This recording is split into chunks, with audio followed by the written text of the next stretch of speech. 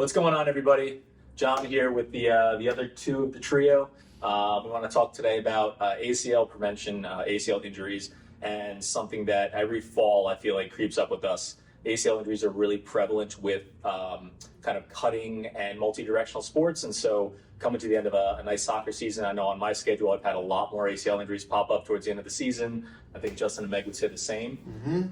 So I feel like this is a very cyclical conversation that comes up every year. And I've had a couple of recent conversations with some parents that kind of prompted, I guess, talking about this. So, one of the parents asked me, should my daughter get a pair of turf shoes? Because somebody was saying that, that could be the reason that, she could tear her ACL. Should she really switch to turf shoes for the turf? Because, turf causes more injuries. And ultimately what it comes down to is, I think the research is quite inconclusive on whether turf really does increase their risk of injury or incidence of injuries.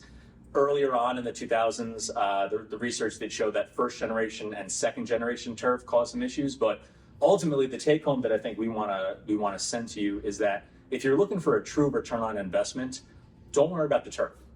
That's not what's going to cause the issue. I think you need to focus on giving your athletes some more rest, think more long-term with their load management, and really take a look at all the other variables that you can control and not the external variables. So forget about the turf, forget about the playing surface, because it's not the playing surface. If you really truly want to get a return on investment, let's talk about some other things.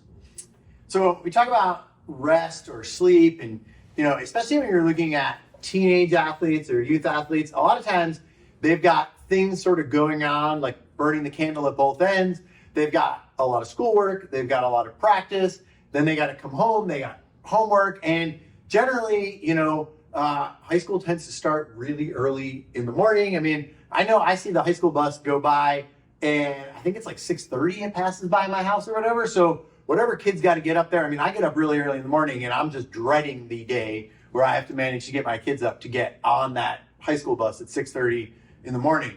So you got to figure out how to get them the sleep they need, and they're growing. And so, you're thinking if the average adult needs somewhere around 8 hours of sleep, these kids need a little bit more than that. Then you're going to throw in athletics and sports and stress from school. And so they're looking at, in a perfect world, we're trying to get them 8.5, 9 hours of sleep just to be ready to go and function. And you've seen all these studies about how not getting enough sleep is basically just as dangerous when it comes to driving as drinking and driving, and sort of you're neurologically impaired in the same way. Well, now think about that same athlete not getting enough sleep, getting out on the field, going to play, needing to cut and balance and have reaction time, and all of that stuff is affected and not working as it's supposed to. And this is how you see a lot of these non-contact injuries. Your nervous system is just not able to function when you're not fully rested. And so it's a super easy thing that anybody can do, for your athlete at home, is just figure out a time management strategy where you're prioritizing that sleep, make sure they get it in, because if you're not doing that, then everything else that follows is not going to work as well. Yeah, really important, and something that I definitely didn't get enough of in high school and in college. Another area that I think is especially overlooked in high school athletes, and a lot of college athletes as well, is the strength training, and specifically the sport-specific strength training that you need to be able to prepare your bodies to be able to react the way that they need to when they're under high intense loads and it's an unpredictable movement. So we're talking proprioceptive training, we're talking agility, we're talking jumping and landing from jumps properly, we're talking specific strength training, in and of itself. And then, like I said, sport-specific training. So movements that you would have to do for soccer, even positionally, are different than some movements that you would have to do for volleyball or for basketball, for example. So working with either, a specific strength trainer or your physical therapist to make sure that your athletes are getting the right training outside of their sport could really do wonders for them in terms of preventing some of these injuries on the fields, not non-contact injuries on the field. And then obviously one of the big ones is just load management. Justin mentioned burning the candle at both ends. We know as adults that, oh yeah, I've been working a lot lately, haven't gotten my sleep, I feel a cold coming on.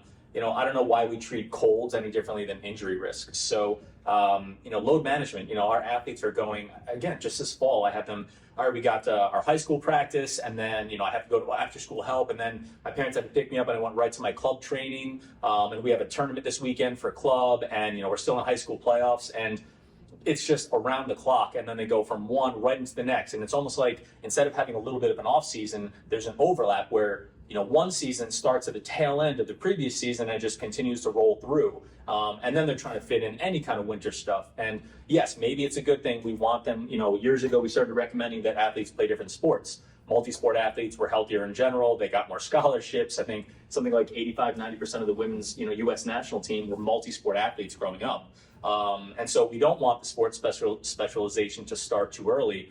But at the same time, that doesn't mean we want you to pack every single sport you can 365 days a year. So from a load management standpoint, we've got to give these athletes some time off. You as parents and coaches, the narrative starts with you. I'm sorry, scholarships are not going to be, your ability to get a scholarship is not going to be that much better if you're playing nonstop all year round. You're probably going to perform better if your body's playing from a well-prepped standpoint, well-rested standpoint. So don't burn the candle on both ends. Stop with this, every single sport, every single season, and not giving time off. We really need to think long-term management and say, we need to plan in some rest time. You need to plan in some downtime. And if you find that, from a load management standpoint, your child is waking up, multiple days in a row or multiple days in a single week where, they went to sleep late because of other school things, and they had band, or they had this award ceremony, or they just didn't sleep well, or, they're irritable. If you start to recognize those signs in your athlete, you should make them take a day or two off. You should talk to the coach about this,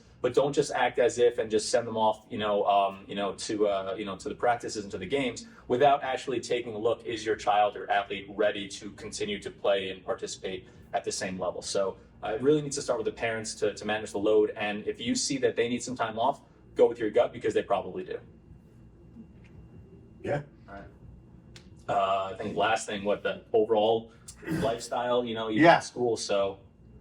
You look at some of the overall stress management stuff and just the pressure that's being put on these kids, especially like John talks about scholarships and these things. And, you look at the percentage of kids that are playing these sports that are ending up with a scholarship. It's not great.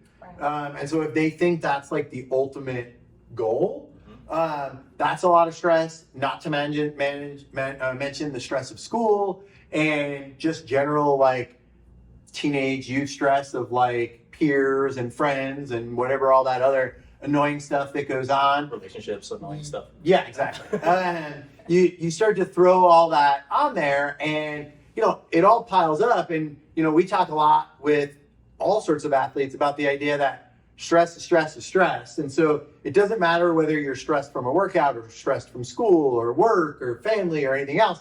Your body sort of perceives that load the same way, and it all starts to take away from your ability to adapt to different situations. And so it doesn't really matter what else is going on around you. If you're under a lot of stress, you're starting at a disadvantage when you get out onto the field or get out onto the court. And that's something that you're going to have to overcome. So if we can come up with effective ways to manage or limit some of that stress, make sure that everyone's sort of dealing with it in a healthy manner, it goes a long way to reducing the incidence of some of these different non-contact injuries, especially when we look at ACLs and stuff like that. Yeah, it's great. I don't ever remember the amount of high school kids that come in and are perpetually stressed out. I just don't ever remember that when I was growing up. I don't remember the amount of ACLs that were injured when we were They young. probably go to class in school. Oh, okay. So Yeah. they're not vision. So I don't know what it is. It's I'm not there yet. None of us, the three of us, are there yet with high school age kids. But I can tell you, I'm certainly going to be looking at all that kind of stuff. If my kid grows up and we're fortunate to have her play sport or whatever she might do. But it's got to start. It's got to start somewhere else. Definitely. Yeah.